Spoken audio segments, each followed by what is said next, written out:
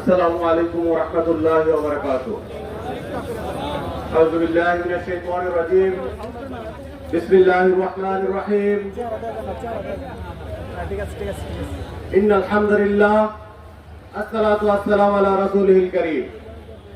গণমানুষের সংগঠন বাংলাদেশ জামাত ইসলামী ময়মনসিংহ মহানগরী কর্তৃক আয়োজিত কেন্দ্রের কর্মসূচির অংশ হিসেবে আজকের এই বিক্ষোভ সমাবেশ এবং মিছিল, এই প্রোগ্রামে উপস্থিত আছেন জেলা জামাতের সংগ্রামী আমির, মজলুম কারা নির্যাতিত নেতা, শ্রদ্ধাভাজন দায়িত্বশীল জননেতা আব্দুল করিম।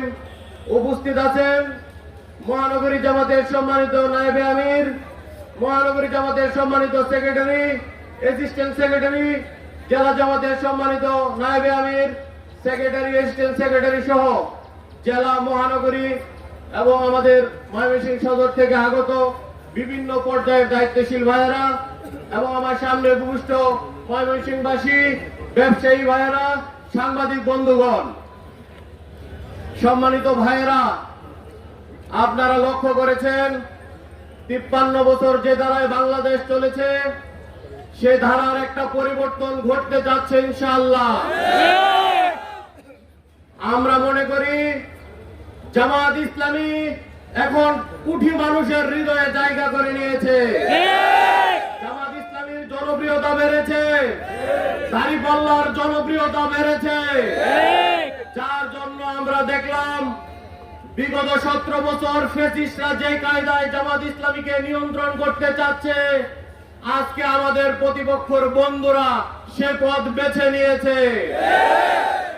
আমরা সাম্প্রতিক কয়েকটা ঘটনা লক্ষ্য করলাম, তার ভিতরে আমরা দেখলাম আমাদের নোয়াখালীর ছাত্র শিবির মসজিদে দারসুল কুরআন প্রোগ্রামে যেটা আওয়ামী লীগ সাহস করে না এই মসজিদে উঠে আক্রমণ করতে, সেটা বিএনপিরা করে দেখিয়ে দিয়েছে। আমরা দেখেছি আমাদেরকে সিলেটে আমাদের এমপির প্রার্থীর গাড়ি বহরে তারা আক্রমণ করেছে।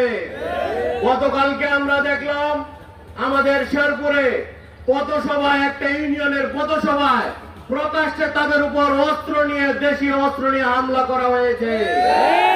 আমরা দেখেছি ময়মনসিংহ শহরে আমাদের পোস্টারের উপর পরিকল্পিতভাবে আওয়ামী লীগ পোস্টার সাটিয়েছে, তারই ধারাবাহিকতায় বিএনপিও আমাদের পোস্টার ছিঁড়েছে এবং তারা পোস্টার সাটিয়েছে।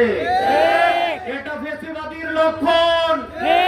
মনে করে দিতে চাই আওয়ামী লীগ যে পথে হেঁটেছে, বন্ধুরা সে পথে হাঁটলে দেশে তো দূরের কথা বিদেশেও জায়গা পাবেন না। সম্মানিত ভাইয়েরা, আমরা ইন্টারিম গভর্নমেন্টকে বলতে চাই, আপনারা স্মরণকালের একটি নির্বাচন উপহার দিতে চেয়েছেন। লেভেল প্লেইং ফিল্ড নিশ্চিত না হলে, লেভেল প্লেইং ফিল্ড নিশ্চিত না হলে সুস্থ নির্বাচন করা যাবে না। প্রত্যেকটা ঘটনার দোষীদের বিচার করতে হবে, আইনের আওতায় নিয়ে আসতে হবে। যদি নিয়ে না আসেন তাহলে আমরা বুঝবো লেভেল প্লেইং ফিল্ড নিশ্চিত হয় নাই। আমাদের দাবি হচ্ছে স্পষ্ট দাবি, আমরা এই দাবি নিয়ে দীর্ঘদিন যাবৎ কথা বলতেছি। 5 দফার ভিত্তিতেই আগামীর বাংলাদেশ পরিচালিত হবে ইনশাআল্লাহ। সম্মানিত ভাইয়েরা, নতুন করে দেশ নিয়ে ষড়যন্ত্র করবেন না, ইসকনের নামে দেশ নিয়ে আর ষড়যন্ত্র করবেন না। বাংলাদেশের মানুষকে নিয়ে জামাত ইসলামী রাজপথে আছে, সকল ষড়যন্ত্র মোকাবেলা করার জন্য জামাত শিবির তৌহিদি জনতাকে নিয়ে মোকাবেলা করবে। সম্মানিত ভাইয়েরা, আমাদের স্পষ্ট দাবি, এই দাবি আদায় না হলে আমরা ঘরে ফিরে যাব না। আমরা বাংলাদেশের মানুষকে মুক্তি দিতে চাই, আমরা ইসলামী অর্থনীতি প্রতিষ্ঠা করতে চাই। শরিয়ার ভিত্তিতে আগামীর বাংলাদেশ, আগামীর পার্লামেন্ট পরিচালিত হবে ইনশাআল্লাহ। বিহার পদ্ধতি বুঝেন আর না বুঝেন, আমরা আপনাদের কাছে অনুরোধ জানাতে চাই, সুষ্ঠু পরিবেশ তৈরি করে সুষ্ঠু নির্বাচন ফেব্রুয়ারিতে দেন। বাংলাদেশের মানুষ যাদেরকে পছন্দ করবে তারাই আগামীর পার্লামেন্ট গঠন করবে। মনে করে আগামীর পার্লামেন্ট হবে কোরআনের পার্লামেন্ট, আগামীর পার্লামেন্ট হবে ইসলাম প্রিয় জনতার পার্লামেন্ট। ভাইরা, সকল কর্মসূচিতে অংশগ্রহণ করার আহ্বান জানিয়ে আমরা আমাদের বিক্ষোভ সমাবেশ এখানে শেষ করতেছি। শান্তিপূর্ণভাবে আমাদের এই মিছিল চলবে।